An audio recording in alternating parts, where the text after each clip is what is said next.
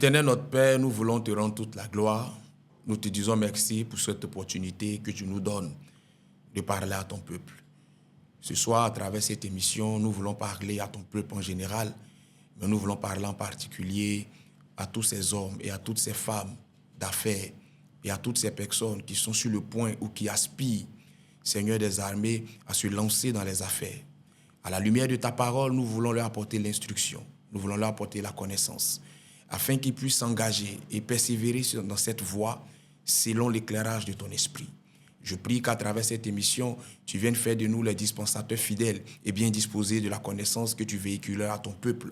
Et que cette connaissance soit, Seigneur des armées, maturité, bénédiction et évolution pour chacun et chacune des personnes qui perçoivent le son de nos voix. Prends contrôle de ce moment, prends contrôle de toutes choses et que ton esprit vienne nous diriger. Au nom de Jésus que j'ai prié. Amen.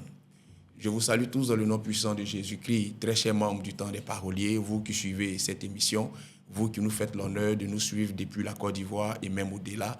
Je prie que le Seigneur vous bénisse, qu'il bénisse votre mois de mai et que sa grâce soit sur vous ainsi que sur vos différentes familles. Alors, nous sommes là aujourd'hui pour traiter un thème à travers cette émission, affaires et spiritualité.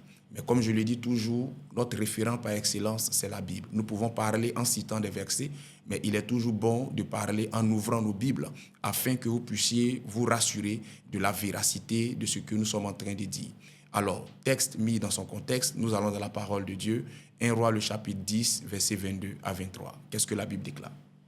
Car le roi avait en main des navires. Car le roi avait en main des navires de Tarsis, avec ceux de Hiram.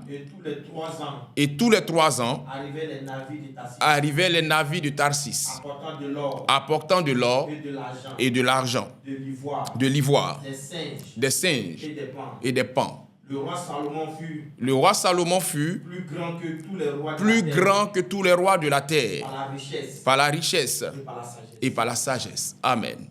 Alors, comme vous avez bien pu le constater, ce passage parle du roi Salomon, roi qui n'a pas eu d'égal et qui n'a pas encore eu d'égal en termes de richesse et de sagesse sur terre.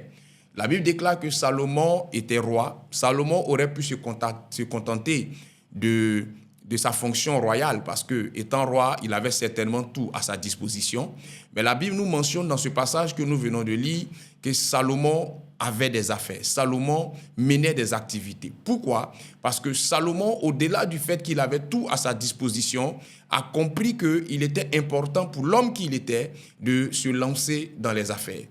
Vous savez, en ce qui concerne la Côte d'Ivoire, parce que c'est la réalité ivoirienne que je connais et que je maîtrise le mieux, la mentalité collective en Côte d'Ivoire dit que un enfant doit aller à l'école, il doit avoir des diplômes, il doit engranger le maximum de diplômes, il doit passer des concours et il doit finir dans un bureau en travaillant pour l'État. Toutefois qu'un enfant va à l'école et qu'il respecte ce parcours que je viens d'indiquer, on estime, nous la famille, que cet enfant a réussi.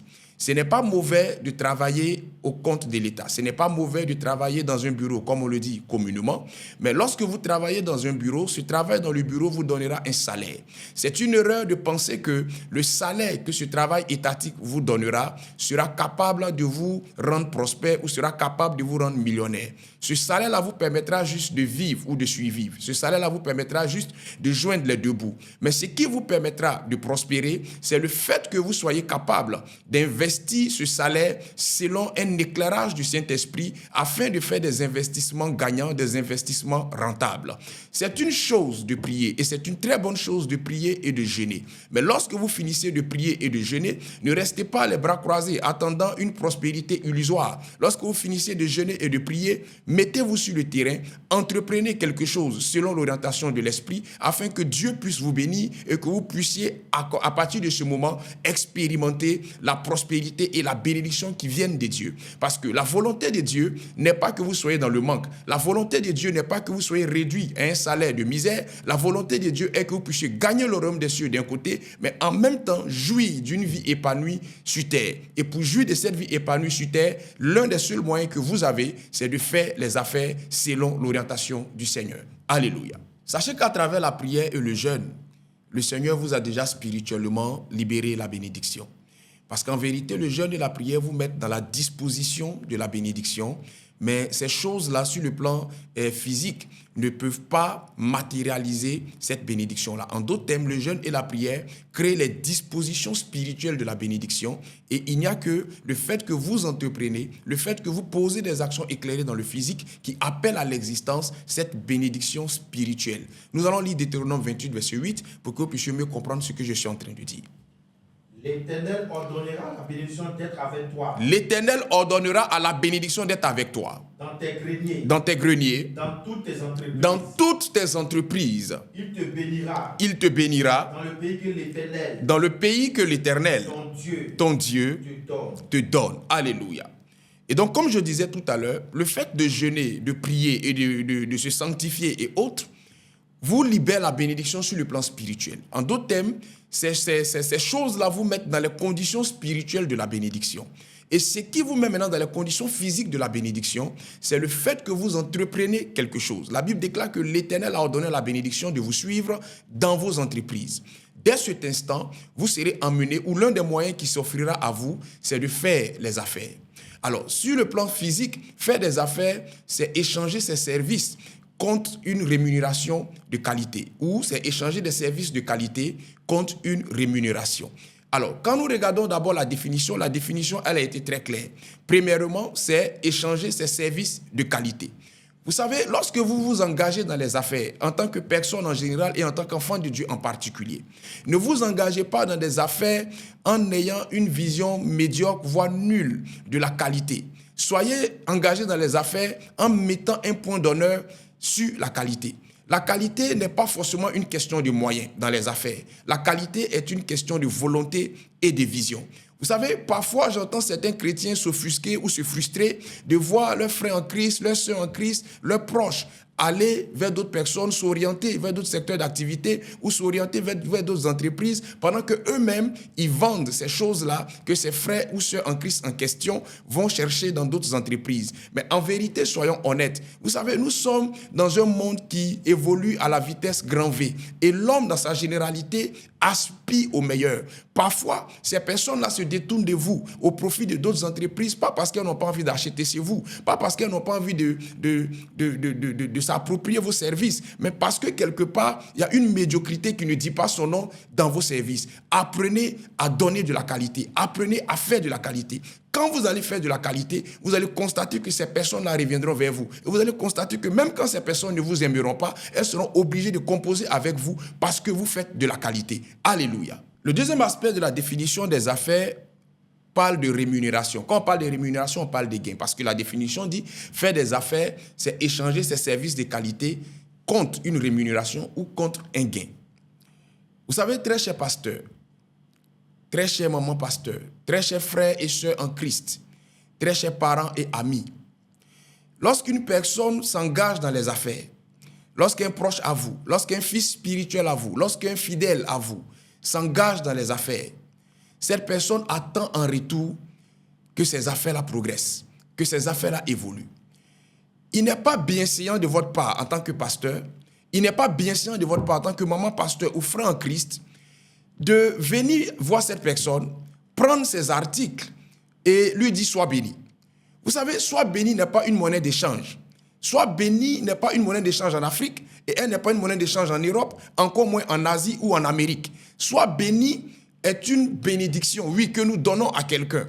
Mais cette bénédiction verbale, cette bénédiction du bout des lèvres ne va pas lui permettre d'avoir son capital. Il peut arriver que cette personne, de façon gracieuse, pour véritablement s'attirer la bénédiction du Seigneur, vous fasse un don, vous fasse une faveur en tant que père spirituel ou en tant que mère spirituelle. Mais cela ne veut pas dire que cette personne vous a donné une carte blanche ou un feu vert pour venir dans son magasin, prendre des articles et donner d'autres sous prétexte que vous êtes trop le père, sous prétexte que vous êtes trop la maman pasteur. Apprenez à encourager les activités de vos fidèles en mettant la main à la poche. Apprenez à encourager les activités de vos frères et sœurs en Christ Christ, en évitant les crédits. Parce que souvent, les frères et sœurs en Christ, quand on apprend qu'on a un frère ou une sœur qui a une entreprise donnée, on prend les choses à crédit, sous prétexte qu'on est dans le même département à l'église, sous prétexte que c'est un frère ou c'est une sœur en Christ. Mais lorsqu'il est question maintenant de rembourser la dette, on ne paye pas la dette. Souvent, les chrétiens, permettez-moi le terme, aiment les crédits, mais sont des mauvais payeurs.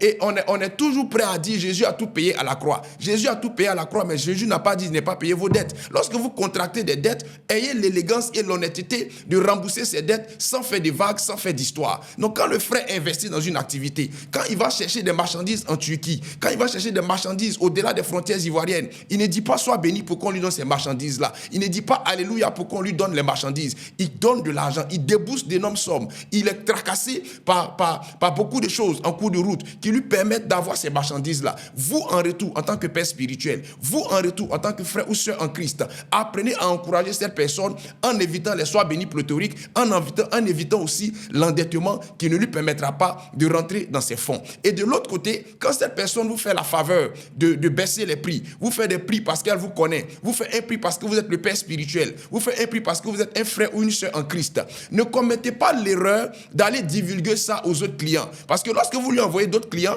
vous dites déjà au client, allez-y, il va vous faire ça gratuitement ou il va vous faire ça à ce prix-là parce que c'est à ce prix-là qu'il me l'a fait. Mais vous, il vous a fait ça à ce prix parce qu'il vous connaît. C'est malsain de donner ce prix-là à quelqu'un d'autre parce que vous êtes particulièrement le proche à cette personne-là. Vous êtes en train, sans le savoir, de saboter l'activité de cette personne. Et c'est l'une des raisons pour lesquelles les chrétiens font des activités et ces activités-là font faillite. Non pas parce que le diable s'est levé contre leurs activités, mais parce que le père spirituel a pris des articles qu'il n'a pas payés, la mère spirituelle a pris des articles qu'elle n'a pas payés et les frères en Christ ont pris des dettes qu'ils n'ont pas osé éponger. Et par conséquent, ce frère-là fait un naufrage, ses activités prennent l'eau et il fait faillite parce que vous n'avez pas honoré vos engagements. Changez et que le Seigneur vous délivre de cette mauvaise habitude afin que vos frères qui sont dans les affaires puissent aussi progresser. Alléluia. Écoutez-moi attentivement, chers frères en Christ, qui êtes dans les affaires ou qui voulez vous lancer dans les affaires. Prenez le soin de m'écouter, vous, sœurs en Christ, qui également êtes dans les affaires ou voulez vous lancer dans les affaires. Vous savez, si vous voulez vous lancer dans les affaires et que vous y êtes actuellement pendant que je parle, la première chose que vous devez faire, c'est de changer de mentalité. Le monde des affaires est un monde de requins. Le monde des affaires est un monde de prédateurs. Le monde des affaires, c'est un monde de charognards et d'hyènes. Vous ne pouvez pas vous engager dans ce monde-là avec une nature d'agneau, avec une nature angélique. Pardonnez-moi de vous le dire, mais c'est la vérité. Parce que c'est l'une des premières erreurs que vous commettez. Vous vous engagez dans un monde de charognards, dans un monde de prédateurs, avec une nature de brebis, avec une nature d'agneau, avec une nature angélique. Par conséquent, vous êtes bouffés. Si vous voulez vous engager dans les affaires, changez la nature d'agneau en nature de prédateur. Changez la nature angélique en une nature autre, afin que vous puissiez progresser dans les affaires. Abandonnez cette fausse humilité qui vous interdit de reconnaître vos compétences et de valoriser votre potentiel.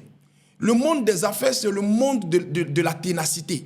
Le monde des affaires, c'est ce monde-là où on apprend à se vendre de la meilleure des manières, dans le bon sens du terme. Si vous ne savez pas vous vendre, si vous ne savez pas mettre de côté le triomphe modeste et dire à quelqu'un, je peux faire ce que tu me demandes de faire, je suis même le meilleur dans ce domaine. Si vous n'apprenez pas à affirmer votre potentiel et à valoriser ce potentiel, personne n'aura confiance en vous. Lorsque vous vous lancez dans les affaires, apprenez à être un peu vicieux sur les bords, sans toutefois abandonner vos valeurs et renier vos principes de vie. Parce que le monde des affaires est un monde où il faut être vicieux et un peu stratège sur les bords. Si vous êtes un homme d'affaires qui manque de stratégie, vous avez déjà échoué d'avance. Il faut que la stratégie soit huilée, que la stratégie soit pensée. Vous devez savoir appliquer la diplomatie du caractère. Cette diplomatie qui vous permettra de savoir analyser, de savoir orienter les choses afin de mieux vous adapter en fonction de la situation qui se présente à vous. C'est à ce seul prix que vous pourrez aller de l'avant dans les affaires que vous voulez embrasser. Alléluia. La deuxième chose que vous devez faire après avoir changé de mentalité, vous devez forger votre mental. Vous savez, tous ceux qui vous diront faites des affaires et vous allez prospérer sur le coup, excusez-moi du terme, ce sont des vendeurs d'illusions. J'ai bien envie même de dire que ce sont des menteurs. Le monde des affaires est un monde qui va jouer avec vos nerfs, C'est un monde qui va vous mettre face à une pression qui ne dit pas son nom. C'est un monde où vous pouvez vous lever le matin avec des millions et rentrer le soir avec rien dans les poches. Et c'est aussi un monde où vous pouvez vous lever le matin sans rien dans les poches et rentrer le soir avec des millions. C'est un monde où l'ascenseur émotionnel, vous allez le prendre du matin au soir. Et si vous n'êtes pas prêt mentalement, si vous n'êtes pas forgé mentalement et que vous ne préparez pas aussi votre entourage, quand je parle de l'entourage, je parle de l'épouse si vous en avez une, je parle de l'époux si vous en avez un, je parle des enfants. Si vous ne préparez pas votre entourage mentalement, il aura un problème. Et j'ai bien envie même de dire que la pression des affaires, les difficultés auxquelles vous serez confrontés dans les affaires risquent même de détruire votre famille. Parce que les affaires, c'est le monde où les affaires ne fonctionnent pas comme la vie sentimentale. Vous savez, la vie sentimentale, elle commence de la meilleure des manières. Lorsqu'on est en début de relation, tout est rose, tout est chic, tout est doux. Et c'est au fur et à mesure qu'on progresse que tout se détériore. Les affaires commencent très mal. Quand tu commences les affaires, tout est bizarre, tout est douteux. Toi-même, tu te demandes si tu as bien fait d'investir dans ce domaine. Et c'est au fur et à mesure que tu progresses, à force de persévérance, à force de patience, et aussi avec des secrets spirituels, que ces affaires-là commencent maintenant à te sourire. Donc, si la famille n'est pas préparée à ces choses, cette famille-là risque de se disloquer. Pourquoi? Parce que ces affaires-là vont vous mettre face à des situations, face à des décisions, face à des dilemmes que la famille ne pourra pas supporter ou que vous-même, vous ne pourrez pas supporter. Beaucoup d'hommes d'affaires font des dépressions dans le secret. Beaucoup d'hommes d'affaires sont confrontés à des situations qui parfois les amènent à penser au pire. Pourquoi? Parce qu'ils ne sont pas prêts mentalement. Donc, après avoir changé de mentalité, forgez-vous le mental. Parce que le premier allié d'un homme d'affaires, c'est sa force mentale. Alléluia. En tant qu'homme d'affaires, vous savez, ce n'est pas mauvais de vous faire former. Parce que même si vous avez une capacité innée, même si vous avez des prédispositions innées pour exceller dans ce domaine, ce n'est pas toujours une mauvaise idée de se faire former, d'avoir des diplômes. Parce que ces choses-là vous crédibilisent. Et ces choses-là vous ouvriront des portes que le potentiel inné ne pourra pas toujours vous ouvrir. Mais le fait de se faire former n'est pas mauvais en soi, comme je l'ai dit tout à l'heure. Mais au-delà de la formation, ne perdez pas de vue la dimension spirituelle des affaires. Parce qu'en vérité et en réalité, les affaires sont plus spirituelles que physiques. Les affaires sont plus mystiques que vous ne le pensez. Et nous allons lire la parole de Dieu pour maintenant parler de la dimension spirituelle des affaires. Genèse, le chapitre 2, versets 15 à 17. Qu'est-ce que la Bible dit? L'Éternel Dieu prit l'homme. L'Éternel Dieu prit l'homme. Et le plaça dans le jardin d'Éden. Et il le plaça dans le jardin d'Éden. Pour le cultiver et le garder. Pour le cultiver et le garder. L'Éternel Dieu donna cet ordre à l'homme. L'Éternel Dieu donna cet ordre à l'homme. Tu pourras manger de tous les arbres du jardin. Tu pourras manger de tous les arbres du jardin. Mais tu ne mangeras pas de l'arbre de la connaissance du bien. Mais tu ne mangeras pas de l'arbre de la connaissance du bien et du mal. Amen. Car le jour où tu en mangeras, tu mourras. Alors, sortons de l'interprétation théologique basique qui nous parle du jardin d'Éden, d'Adam, d'Ève qui ont péché et de Dieu qui donne des consignes. Allons-y dans une réflexion affairiste, si je puis m'exprimer ici. Prenons le jardin d'Éden comme une entreprise. Prenons Dieu comme un chef d'entreprise. Prenons Adam comme l'employé que le chef d'entreprise embauche dans son entreprise qui est Éden. Et prenons les consignes qui sont de garder et de cultiver comme les directives que le chef d'entreprise donne à son employé. À partir de ce moment, vous comprenez avec moi que le premier chef d'affaires que l'humanité connaît, le premier chef d'affaires qui régit l'humanité, c'est Dieu. Donc Dieu lui-même est un homme d'affaires par excellence. Et dans tout ce que Dieu fait, quand vous lisez la Bible de la Genèse à l'Apocalypse, et même dans sa manière de fonctionner avec vous, par derrière, il y a une intention affairiste qui ne dit pas son nom. Donc le premier homme d'affaires, c'est Dieu. Le second homme d'affaires que l'humanité connaît, c'est le diable. Genèse, sinon que Exode, Ézéchiel, du moins le chapitre 28, au verset 16. Qu'est-ce que la Bible déclare? Par la grandeur de ton commerce. Par la grandeur de ton commerce. Tu as été rempli de violence. Tu as été rempli de violence. Et tu as péché. Et tu as péché. Je te précipite de la montagne. Je te précipite de la montagne des dieux. Et je te fais disparaître. Et je te fais disparaître. Chérubin protecteur. Du milieu des pierres étincelantes. Ton cœur s'est élevé. Ton cœur s'est élevé. À cause de ta beauté. À cause de ta beauté. Tu as corrompu ta sagesse. Tu as corrompu ta sagesse. Par ton éclat. Par ton éclat. Je te jette par terre. Je te livre en spectacle au roi. Alléluia. La Bible emploie un thème là qui me plaît. La Bible parle de commerce. Lorsqu'on parle du commerce, on parle d'affaires. On parle de business, on parle d'entreprise. Alors, comme je l'ai dit tout à l'heure, le second homme d'affaires que la terre et que l'univers connaît, c'est le diable. Si nous allons sur ces deux principes, du fait que Dieu soit le premier homme d'affaires et que le diable soit le second, nous convenons et nous allons à la conclusion simple que les affaires sont remplies de spiritualité que vous ne le pensez. Les affaires, en d'autres termes, sont plus spirituelles que physiques. Et si vous n'êtes pas conscient, si vous ne prenez pas la pleine mesure de la dimension spirituelle que les affaires impliquent, vous allez vous casser la face. Vous allez vous attirer des problèmes. Pourquoi? Parce que dans sa dimension spirituelle, dans sa spiritualité, les affaires fonctionnent avec ce qu'on appelle le marché spirituel. Nous allons lire un passage dans Apocalypse, Apocalypse le chapitre 18, versets 11 à 13, pour que vous puissiez mieux comprendre quelque chose. Et les marchands de la terre pleurent. Et les marchands de la terre pleurent. Et sont dans le deuil. Et sont dans le deuil. À cause d'elle. À cause d'elle.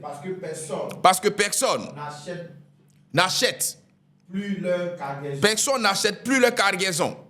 Cargaison d'or. D'argent. De pierres précieuses. De perles. De félins. De poupes. De soie. D'écarlate. De toute espèce. De bois de senteur. De toute espèce d'objets d'ivoire, de toute espèce d'objets en bois, très précieux, en airain, en fer et en marbre. Alléluia. Vous savez, le marché spirituel, c'est cette plateforme mystique d'échange.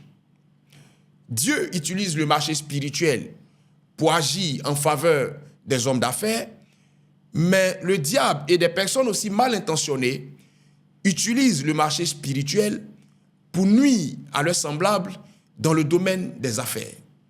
Et donc, si vous n'êtes pas conscient de la dimension spirituelle des affaires, on pourra facilement vous nuire à partir d'un marché spirituel. Parce qu'il n'y a rien qui vous exposera mieux que les affaires. Vous savez, vous pouvez faire une activité à laquelle personne n'a jamais pensé, au devant de votre maison ou à un endroit donné. Et parce que cette activité devient florissante, elle peut attirer obligatoirement trois choses. Parce qu'une affaire qui fleurit attire trois choses contre vous. La première chose, c'est la jalousie. La deuxième chose, c'est l'envie. La troisième chose, c'est l'intention de destruction. Et si vous n'êtes pas spirituellement préparé, si vous ne maîtrisez pas la dimension spirituelle, voire mystique des affaires, on pourra facilement vous détruire à cause d'une jalousie mal placée vis-à-vis d'une affaire que vous avez développée qui a commencé à fleurir. Et la manière par laquelle l'ennemi ou les personnes mal intentionnées passent pour détruire des gens dans les affaires à travers le marché spirituel, je vais identifier ces manières-là en trois grandes catégories. Le premier moyen par lequel une personne mal intentionnée pourra passer pour vous détruire à partir d'un marché spirituel, c'est la destruction de votre activité ou de votre vie à partir de la loi de la représentation. Vous savez, sur le plan spirituel, il y a ce qu'on appelle la loi de la représentation. Et la loi de la représentation dit qu'un être humain peut être représenté par un objet, par un animal ou par une chose donnée. Dès lors, qu'est-ce que cette personne fera? Cette personne pourra s'approprier un de vos articles, par exemple, que vous vendez. Elle enverra quelqu'un ou elle-même viendra dans votre boutique, elle va acheter un article. Elle peut s'approprier un effet intime. Vous allez constater qu'il y a un effet intime qui disparaît. C'est peut-être un dessous, c'est un vêtement, c'est une paire de chaussures. Ou elle peut s'approprier une partie de la poussière de vos pieds. Ou encore, on peut prendre un animal qu'on va représenter par votre personne ou qui va représenter votre activité. Et dès l'instant où le coup est porté sur la chose, ce coup-là se répercute sur votre activité. Voici comment certaines personnes ont vu leurs activités être détruites par ce moyen-là. Parce qu'on peut payer un article et dans cette action mystique, dans cette action maléfique, on paye cet article-là, on défèque sur cet article en proclamant des paroles pour dire, de même que j'ai déféqué sur l'article de cette personne, que plus jamais les clients ne soient attirés, mais que les clients sentent une répugnance ou une répulsion vis-à-vis de son entreprise. Et vous allez constater que l'affluence va aller de manière décroissante au point que vous soyez obligé de fermer boutique. On peut aussi vous détruire à partir de cette action en prenant un animal, représentant cet animal par vous, et lorsqu'on portera le coup à cet animal, vous allez sentir le coup là où vous êtes. Voici comment des personnes ont été frappées de paralysie, d'aveuglement ou même de mort à partir de cette action maléfique-là. Faites très attention parce que dans le domaine des affaires, c'est l'un des premiers moyens par lesquels on peut vous détruire ou on peut détruire votre activité. Alléluia. Le deuxième moyen qu'ils vont utiliser, c'est ce qu'on appelle en spiritualité l'envoûtement par charge mystique. L'envoûtement par charge mystique va emmener le malfaiteur à venir soit déféquer devant votre boutique, à venir soit laisser un cadenas avec les 3 fils spirituels. Quand vous lisez en Ecclésiaste, la Bible parle des 3 fils spirituels ou des 3 cordes spirituelles, la corde noire, la corde blanche et la corde rouge. Et vous allez voir ce cadenas le matin en venant au boulot ou devant votre entreprise qui est attaché avec ces 3 fils-là. Ou alors on vient, on casse un canari devant votre entreprise, ou alors on vient encore, on fait des libations, soit avec l'urine, soit avec le sang, ou avec une potion quelconque, afin de proclamer des paroles dans une trajectoire de destruction. Une fois que cette action est posée, vous allez constater que vos activités vont prendre un coup, ou vous allez constater que votre santé va prendre un coup, parce que l'activité aura des répercussions en fonction de la cible visée. Et l'envoûtement par charge mystique aussi peut se faire à partir de vos toilettes. Vous savez, sur le plan spirituel, l'entrée d'une maison, c'est la porte principale. La sortie d'une maison, ce sont les toilettes. Alors, cette personne viendra chez vous, elle va faire semblant d'être un client et elle va simuler un besoin intime. Et lorsqu'elle ira aux toilettes, elle pourra faire des besoins dans les toilettes et déclarer des paroles qui vont avoir une incidence sur vos activités. Et donc, quand vous perdez de vue la dimension spirituelle des affaires, facilement par cette deuxième voie, on peut encore passer afin de vous nuire ou nuire à votre activité ou même, j'irai plus loin, nuire à un membre de votre famille. Alléluia. Le troisième et dernier moyen dont je vais parler dans cette dimension des choses, c'est le changement ou l'assombrissement de votre étoile spirituelle. Ce que les gens disent communément, on a volé ton étoile ou on a volé ta chance. Donc, à partir d'une action mystique, via le marché des affaires, on peut assombrir votre étoile spirituelle ou on peut changer les données de votre étoile spirituelle. Donc, votre étoile qui disait que vous étiez un homme ou une femme d'affaires prospère, une fois qu'on change les données, vous devenez un homme ou une femme d'affaires qui est très mal vu dans les affaires et cela profite à quelqu'un d'autre. Faites très attention parce que le monde des affaires est très subtil, le monde des affaires est extrêmement spirituel, voire même mystique, et on peut facilement vous détruire dans ce monde-là par un claquement de doigts à partir du marché spirituel. Alléluia. Chaque changement de niveau dans la vie dépend de la qualité d'information et du secret que nous recevons. Voici venu le temps de changement que vous avez rêvé depuis longtemps. L'église Temps des Paroliers, avec son leader, le docteur Yazi, vous invite spécialement à des temps uniques de rencontre avec l'Éternel. Programme du dimanche au jeudi. Suivez vos dévotions matinales de 5h à 6h pour mieux démarrer la journée. Tous les vendredis de 21h à 22h. Côte de vie, moment d'enseignement biblique, d'édification et de transformation. Le tout en direct sur la page Facebook Temps des Paroliers. Pour toutes vos retraites spirituelles, l'église Temps des Paroliers organise en présentiel des retraites spirituelles dans son camp dénommé Morija, sur un site paradisiaque à Atingué, à 11 km d'Abidjan, pour des temps de prière, de prophétie, de miracles, de délivrance et de déblocage de tout type. Plus d'informations 07 04 25 22 95, 07 05 82 22 34, 01 43 45 00 40. Dieu est bon en tout temps. Vous savez, sur le plan spirituel et mystique, faire des affaires, ce n'est pas d'abord échanger des marchandises. Ce n'est pas non plus échanger ses services contre une rémunération financière ou matérielle. Sur le plan spirituel ou mystique, faire des affaires, c'est d'abord un échange d'énergie, un échange de vibrations, un échange d'ondes spirituelles. C'est la raison pour laquelle les hommes ou les femmes d'affaires spirituellement éclairés ne se lient pas d'affaires à tout le monde et n'embauchent pas tout le monde. Avant de se lier d'affaires avec vous, cette personne va d'abord s'assurer que vous avez de bonnes ondes spirituelles ou une bonne vibration spirituelle. Avant de vous embaucher dans son entreprise, cette personne va s'assurer que la qualité de votre vibration spirituelle, la qualité de vos ondes spirituelles ne pourra pas nuire à l'évolution de son activité. Beaucoup pensent qu'on est embauché dans une entreprise en fonction de l'étoffe de notre CV ou en fonction de la qualité de notre CV. Avoir un beau CV n'est pas une chose mauvaise, mais au-delà du CV, quelle est la qualité de la vibration spirituelle que vous avez? Parce qu'en vérité, beaucoup ont le potentiel, mais peu ont la vibration qui doit accompagner leur potentiel. Comme on pourra le dire dans le contexte footballistique, sur papier, vous êtes favori, mais sur le terrain, vous êtes défavorisé. Pourquoi? Parce que sur papier, vous avez le potentiel, mais sur le terrain, vous n'avez pas la vibration. Dans le domaine des affaires, c'est aussi comme ça. Sur papier, vous avez le potentiel. Vous êtes un excellent marketeur. Vous êtes quelqu'un qu'on doit embaucher les yeux fermés. Mais sur le terrain, vous n'avez pas la vibration. Et cela vous porte préjudice. Pardonnez-moi de vous le dire. Pour un homme d'affaires spirituellement éclairé, ce n'est pas le CV qu'il regarde, c'est la vibration spirituelle qu'il regarde, c'est le poids spirituel qu'il regarde. Qu'est-ce que vous valez spirituellement? Qu'est-ce que vous pesez spirituellement? C'est en fonction de ça qu'ils vous embauchent. Pourquoi? Parce qu'ils sont conscients des réalités spirituelles et même des vérités bibliques à ce sujet-là. Nous allons lire 2 passages bibliques qui vont étayer ce que je suis en train de dire. Jonas, le chapitre 1, versets 3 à 7.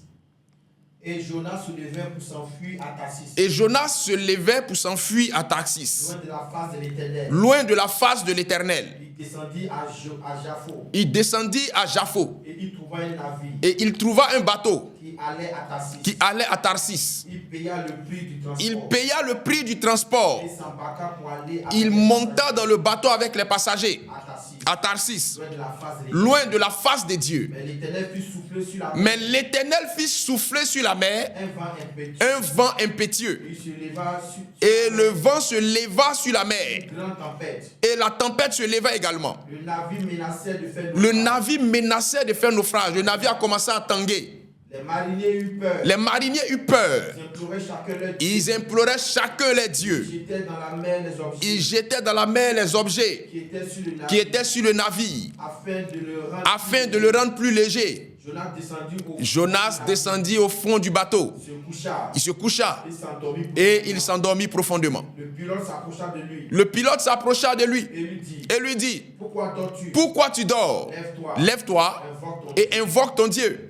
Peut-être que ce Dieu-là va penser à nous et va nous sauver. Et ils se rendirent l'un à l'autre. Venez et tirons au sort pour savoir qui est l'auteur de ce malheur. Il tirait au sort et le sort tomba sur Jonas. Alléluia. Sortons encore de l'interprétation théologique classique qui nous fera dire que Jonas fuyait la face de Dieu, il allait dans un bateau, etc., etc. Et mettons cette interprétation biblique-là dans le contexte des affaires. Prenons Jonas, prenons d'abord le bateau comme votre activité commerciale. Prenons le bateau comme votre entreprise. Et prenons le pilote comme vous, le chef d'entreprise. Prenons les gens qui étaient dans le bateau comme ceux que vous avez embauchés. Et prenons Jonas comme l'employé qui est venu, qui a pleuré devant vous, qui a vraiment fait mains et pieds pour que vous l'embauchiez, et vous avez fini par l'embaucher. Ou il est venu, il avait un CV qui méritait qu'il soit embauché, et vous l'avez embauché. La Bible déclare que c'est à cause de Jonas que la tempête s'est levée contre le bateau. Vous savez, il y a des gens que vous allez embaucher. Le problème des chrétiens, c'est qu'ils ne font pas attention aux détails. Ils ne prêtent pas attention aux détails. Et pourtant, Dieu et le diable se cachent dans les détails. Vous allez embaucher quelqu'un, et les mois qui vont suivre son embauchement, ou son embauche, permettez-moi le thème, vos affaires vont passer de vie à trépas. Vos affaires vont passer de croissance à décroissance. Observez et faites très attention. Il y a des personnes que vous allez embaucher, qui ne sont pas forcément sorcières, mais qui ont derrière elles une charge mystique, une charge spirituelle très négative. C'est-à-dire que les esprits ou les entités qui en ont après ces personnes-là sont très remontées. Et dès que vous décidez d'aider ces personnes, les entités qui en ont après elles se dirigent automatiquement contre vous et se tournent automatiquement contre vos affaires afin d'attaquer ces affaires. Pourquoi? Pour que vous puissiez chasser ces personnes-là. Et il y a d'autres personnes aussi qui sont sorcières, foncièrement méchantes et qui traînent avec elles une mauvaise onde, une mauvaise vibration spirituelle. Quand vous les embauchez, vos affaires passent de vie à trépas. Vos affaires qui étaient florissantes, vos affaires qui attiraient les gens.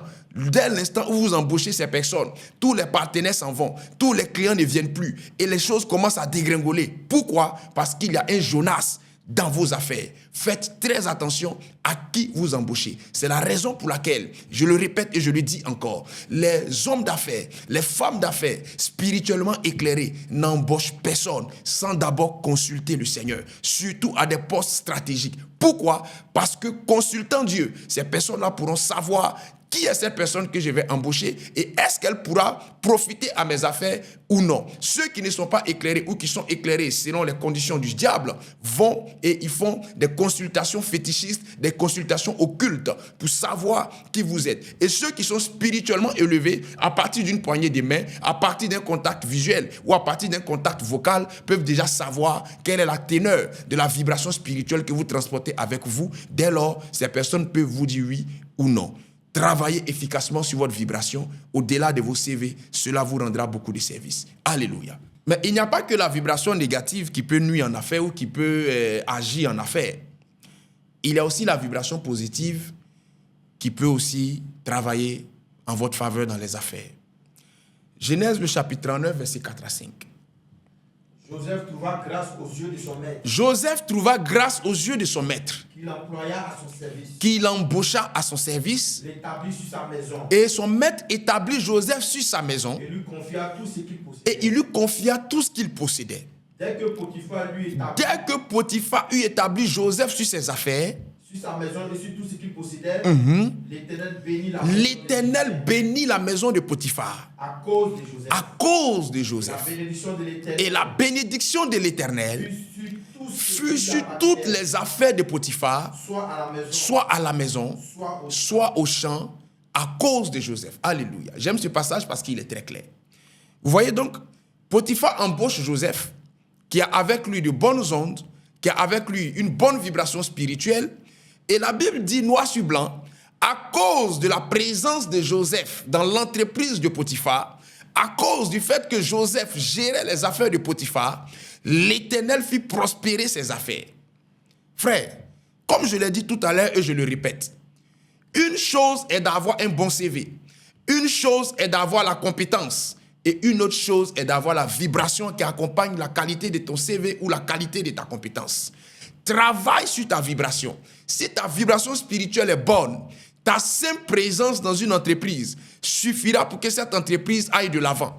Et lorsque celui qui est à la tête de l'entreprise est conscient de ces choses, il a du mal à se séparer de toi. Voilà comment parfois certains chrétiens ou certaines personnes se font manipuler ou se font avoir. Parce que le boss de l'entreprise, il sait qui tu es spirituellement. Il connaît ton potentiel. Il connaît la qualité de ta vibration. Il te maintient à ce poste. Il ne t'augmente pas. Je ne veux pas créer des rébellions, bien sûr. Il ne t'augmente pas. Mais il te donne un salaire minimal et tu es là. Le jour où tu dis que tu vas partir, tu es étonné de voir ce boss-là te supplier. Tu es étonné de voir le patron là faire mains et pieds pour que tu ne bouges pas. Toi, tu penses que c'est parce que tu es trop beau ou parce que tu es trop belle. Mais le boss là, il est conscient que tant que toi, tu es là, les choses là vont avancer. D'autres même vont jusqu'à dire, je vais tripler ton salaire, rien que pour que tu restes. Pourquoi? Parce qu'ils savent qu'au-delà du physique, celui qui a l'énergie ou la vibration spirituelle en affaires a tout gagné. Travaillez sur vos vibrations et vous serez incontournable. Alléluia. Vous savez, sur le plan physique, on s'engage dans les affaires quand on veut ou quand on peut. Mais sur le plan spirituel et mystique, on ne s'engage pas dans les affaires quand on le veut. On ne s'y engage pas non plus quand on le peut. On s'y engage lorsqu'on est conscient qu'on remplit l'un de ces 3 critères que je vais citer maintenant. Le premier critère, c'est le critère de la lignée ou du sang. Si vous voulez vous engager dans les affaires, vérifiez si vous remplissez le critère de la lignée ou du sang. Genèse, le chapitre 4, versets 19 à 22. Les mecs prirent 2 femmes. Les mecs prirent 2 femmes. Le nom de l'une était Ada. Le nom de la première femme était Ada. Et le nom de l'autre Sia. Et le nom de l'autre était Sia. Ada enfanta Jabal.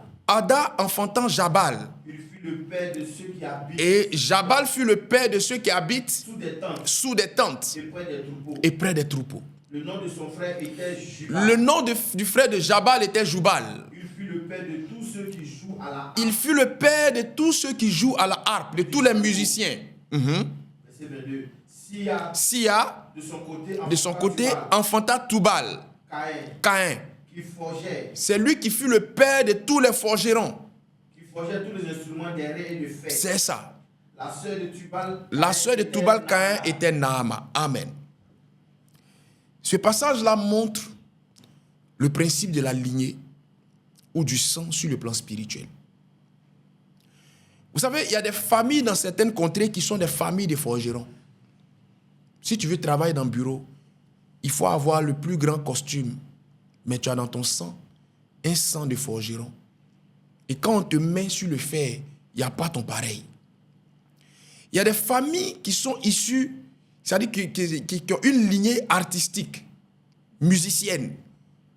Le père a été artiste, les enfants sont artistes, ils sont musiciens. C'est-à-dire même quand ils n'embrassent pas la carrière, ils savent jouer à un instrument ou ils savent chanter. Il en est de même sur le plan des affaires.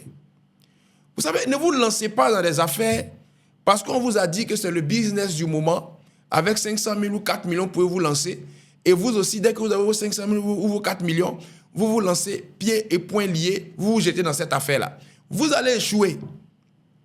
Si vous ne remplissez pas le principe de la lignée ou du sang, vous allez échouer. Parce qu'en vérité, les affaires, c'est d'abord une question de lignée.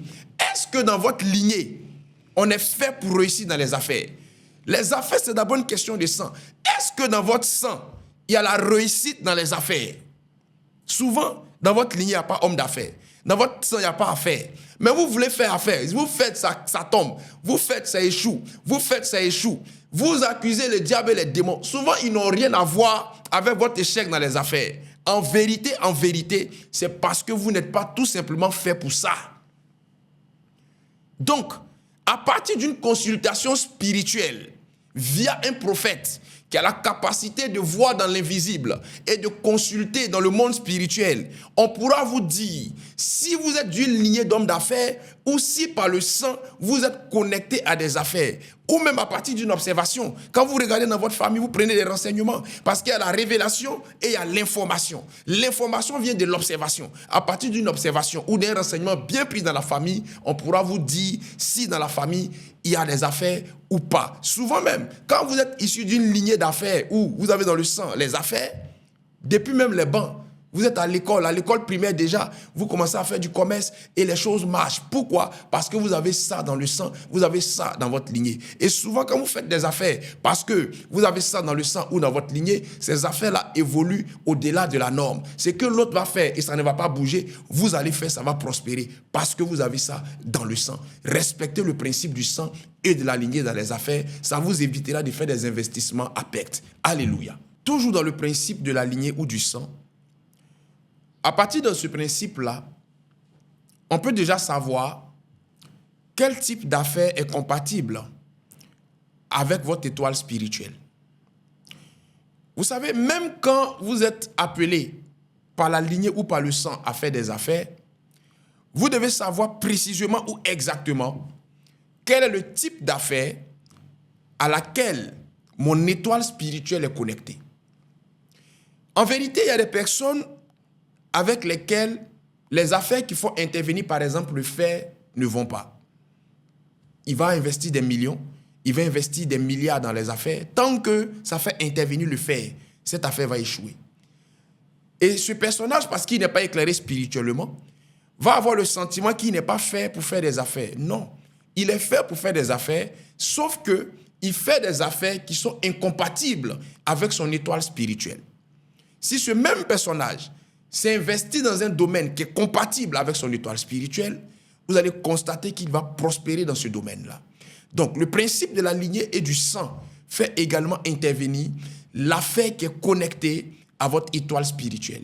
Et l'un des moyens par lequel vous pourrez savoir ces choses, c'est toujours à partir de la consultation spirituelle, bien entendu. Alléluia. Le deuxième principe qu'il faut prendre en compte sur le plan spirituel avant de se lancer dans les affaires, c'est la connexion à une entité spirituelle ou la connexion à une entité spirituelle liée aux affaires. Luc le chapitre 5, versets 1 à 7. La Bible dit quoi? Comme Jésus se trouvait auprès du lac de Génézareth. Comme Jésus se trouvait auprès du lac de Génézareth. Et que la foule se pressait autour de lui. Et que la foule se pressait autour de lui pour entendre la parole de Dieu. Il vit au bord du lac. Il vit au bord du lac deux bacs d'où les pécheurs étaient descendus pour laver leurs filets. Il monta dans l'une de ces bacs. Il monta dans l'une de ces bacs qui était à Simon. Et il le pria de s'éloigner un peu de terre. Puis il s'assit. Et de la barque, Et de la Pâque, il enseigne à la foule. il enseigne à la foule. Lorsqu'il eut cessé de parler, Il dit à Simon, avance en pleine eau et et jetez vos filets pour pêcher. Simon lui répondit, Maître, nous avons travaillé toute la nuit nous avons travaillé toute la nuit sans rien prendre. mais sur ta parole, Mais sur ta parole, je jetterai le filet. l'ayant jeté, Il prit une grande quantité de poissons et le filet se rompait. Amen. Je vais vous dire une vérité et pardonnez-moi de vous choquer. Il est possible que vous soyez chrétien. Il est possible que vous ayez Dieu dans votre vie. Il est possible que vous soyez homme de Dieu, révérend, reconnu et connu. Que vous vous lancez dans les affaires et que vous échouez. Ce n'est pas parce que vous êtes chrétien que vous allez forcément réussir dans les affaires. Je suis désolé.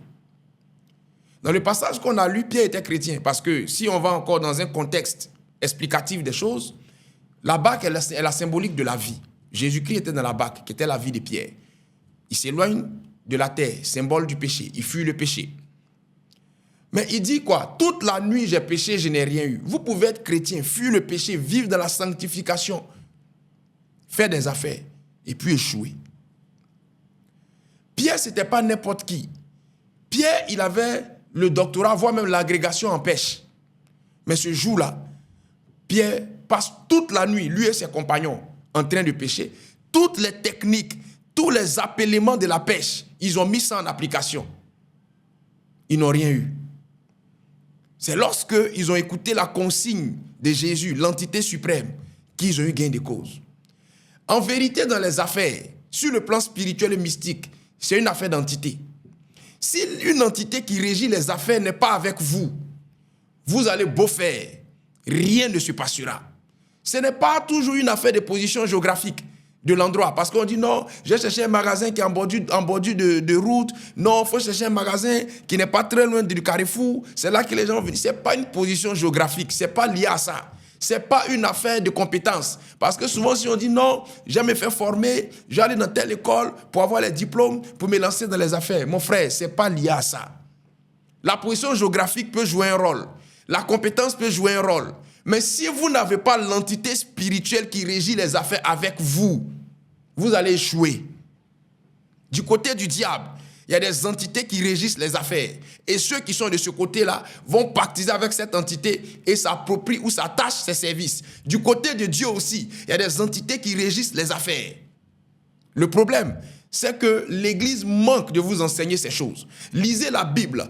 Prenez-moi tous les personnages bibliques. La majeure partie des personnages bibliques étaient des hommes d'affaires. Quand la Bible dit qu'Abraham avait des troupeaux, Isaac creusa des puits et l'Éternel le rendit prospère, tout ça était lié à des affaires que ces personnes-là faisaient à leur époque. Salomon lui-même était un homme d'affaires. Mais les entités spirituelles qui régissent les affaires étaient avec ces personnes-là. Ces personnes-là n'ont pas commis l'erreur de s'engager dans les affaires sans pactiser ou faire alliance avec cette entité-là d'abord. Voilà pourquoi ces personnes-là prospéraient. Ce n'est pas parce qu'il était trop Abraham qu'il a prospéré, mais c'est parce qu'il était en alliance, où il avait pactisé avec cette entité. Ce n'est pas parce qu'il était trop Pierre, mais c'est parce que Pierre a obéi à cette entité qu'il a prospéré. Donc vous devez avoir cette entité-là, vous devez être connecté à cette entité-là. Parce que c'est l'une des raisons aussi qui fait que les chrétiens échouent en affaires. Parce que quand le chrétien doit se lancer en affaires, on va ouvrir la Bible, on va trouver Gilgal, mets Gilgal sur ton entreprise, on vient, on paye l'huile là-bas 2500 au supermarché, on vient, on verse comme si on va griller de la loco dans sa boutique, on dit ne t'inquiète pas, ça va aller. Mais quelles sont les actions spirituelles et mystiques éclairées que nous posons? Quelles sont les alliances et les pactes que nous amenons ce chrétien-là à faire à la lumière de la parole de Dieu et de la vérité spirituelle pour qu'il prospère? On ne le fait pas. Conséquence, l'huile qui a été versée ne donne pas d'effet. Le nom Gilgal est sur l'entreprise et l'entreprise fait naufrage, bien qu'elle s'appelle Gilgal, parce que les fondements spirituels ne sont pas représentés ou la connexion avec l'entité des affaires n'est pas là. Et par conséquent, la personne échoue. Il faut être connecté à l'entité ou à une entité qui fait prospérer des affaires selon la Bible. C'est très important. Alléluia. Le troisième et dernier principe que vous devez respecter sur le plan spirituel, c'est le principe de la grâce. 2 Corinthiens, chapitre 12, verset 9. Et Deutéronome 8, 17 à 18, qu'est-ce que la Bible dit? Et il m'a dit, ma grâce te suffit. Ma grâce te suffit. Car ma puissance s'accomplit dans la faiblesse. Car ma puissance s'accomplit dans la faiblesse. Je me glorifierai donc bien plus volontiers de mes faiblesses. Afin que la puissance de Christ repose sur moi. Deutéronome 8, 17 à 18. Garde-toi de dire en ton cœur ma force et la puissance de ma main m'ont acquis ces richesses. Souviens-toi de l'Éternel, ton Dieu, car c'est lui qui te donnera de la force pour les acquérir, afin de confirmer, comme il le fait aujourd'hui, son alliance qu'il a juré à tes pères. Amen. Vous savez, la grâce, c'est la faveur déméritée. Mais la grâce aussi, d'un autre côté, c'est la capacité innée ou le potentiel inné que vous obtenez de Dieu. La grâce, elle est individuelle à la base. Il est possible de faire des affaires et d'exceller ou de prospérer dans ce domaine par pure grâce de Dieu. Mais faites très attention. La grâce n'est pas éternelle. Et ce n'est pas parce que vous avez prospéré dans les affaires par la grâce que vous allez estimer que les autres n'ont pas le droit ou n'ont pas besoin de poser des actions spirituelles éclairées pour prospérer dans les affaires. La femme qui a enfanté par voie basse ne doit pas dire à toutes les femmes enceintes que l'accouchement se fait par voie basse. Elle risque de déchanter en voyant certaines de ses collègues accoucher par césarienne. Donc si vous avez bénéficié de la grâce au point de prospérer dans les affaires, n'en faites pas un cas général. Parce que le drame dans cette affaire de spiritualité, le drame dans cette affaire même de Dieu, c'est qu'on a souvent tendance à prendre un cas individuel pour en faire un enseignement général. En vérité, chacun de nous a une configuration spirituelle propre à lui. Et c'est en fonction de votre configuration spirituelle que vous êtes confronté à vos réalités de vie. Votre configuration spirituelle n'est pas celle de l'autre. Donc, avant de donner des conseils à une personne, tenez compte de la configuration spirituelle de cette personne-là. Il y a des personnes qui ne sont pas appelées à exceller dans les affaires par la grâce. Vous allez leur donner les conseils liés à la grâce. Elles vont appliquer ces conseils, elles ne verront aucun résultat. Faites très attention. Si vous avez prospéré par la grâce, comme la Bible déclare en Deutéronome, gardez-vous de dire que cela a été fait par votre intelligence, par votre sagesse ou par vos propres forces. Ce n'est que par la main de l'Éternel. Et cette même main de l'Éternel peut aussi faire prospérer quelqu'un via la connexion à une entité spirituelle, comme peut faire prospérer quelqu'un à partir du principe de la lignée ou du sang dans le domaine des affaires. Nous prions un Dieu qui est le même hier, aujourd'hui et éternellement, mais nous prions un Dieu qui est multiforme. On ne peut pas connaître Dieu totalement. Faites très attention parce que le Dieu qui s'est révélé à vous n'est pas la totalité de ce Dieu que vous avez vu. Il y a bien d'autres formes de Dieu que vous ignorez. Alléluia. Vous savez, la norme humaine, le principe humain général, dit que c'est celui qui a déjà réussi dans un domaine qui est habilité à donner des conseils dans ce domaine-là. Et c'est la raison pour laquelle on dit souvent que la femme qui n'est pas mariée ou l'homme qui n'est pas marié, en d'autres termes le célibataire, ne doit pas donner de conseils à un couple. Et on dit aussi celui qui n'a pas réussi dans les affaires est mal placé pour donner des conseils à celui qui veut faire des affaires. Parce que le conseiller attitré, celui qui a le quitus pour donner conseil ou qui est habilité à donner conseil, est celui qui a déjà réussi dans ce domaine. C'est une erreur et c'est un mauvais jugement. Parce que souvent, la sagesse spirituelle et même la sagesse de vie veut que vous appreniez à écouter ceux-mêmes qui ont échoué dans ces domaines-là. Parce qu'eux, ils pourront vous donner des conseils que vous n'aurez pas l'occasion d'entendre quelque part. Donc, quand vous êtes en quête de conseils, écoutez ceux qui ont réussi dans un domaine, mais ayez aussi la sagesse et la clairvoyance d'écouter ceux qui ont échoué aussi dans ce même domaine. Ces deux conseils-là vous seront très utiles. Pour revenir au principe des affaires, on a fait de tous ceux qui ont excellé dans les affaires des conseillers d'office. Et donc, qu'est-ce qui se passe? Chaque fois que ces personnes organisent une conférence, on y va. Chaque fois que ces personnes font un coaching pour exceller dans les affaires, on y va. Et cerise sur le gâteau, toutefois que ces personnes vont sortir un livre, qu'on va frapper du sceau, du best-seller, on va acheter ce livre-là pour dire, si tu lis ce livre, il n'y a rien à faire, c'est imparable, tu vas réussir dans les affaires. Mais vous avez assisté aux conférences de ces personnes. Vous avez assisté à leur coaching. Vous avez même toute la panoplie de leurs livres. Ça ne vous a pas permis d'évoluer dans les affaires. Pourquoi? Pas parce que ces personnes vous ont donné de mauvais conseils. Mais quand vous allez regarder dans le fond, ces personnes-là vous donneront des conseils typiquement physiques. Rares sont ces personnes parmi ce groupe-là qui viendront vous dire, voici les secrets spirituels qui m'ont permis d'être à ce niveau des choses. En vérité, prenez-moi 10 succès dans les affaires. Il y a au moins 7 ou 8 qui sont arrivés à la suite d'efforts physiques, mais aussi de secrets spirituels appliqués. Et ces personnes-là ne vous révéleront jamais les secrets spirituels qui leur ont permis d'exceller dans les affaires. Et pourtant, le monde des affaires est rempli de secrets. N'excelle dans les affaires que celui qui a les secrets.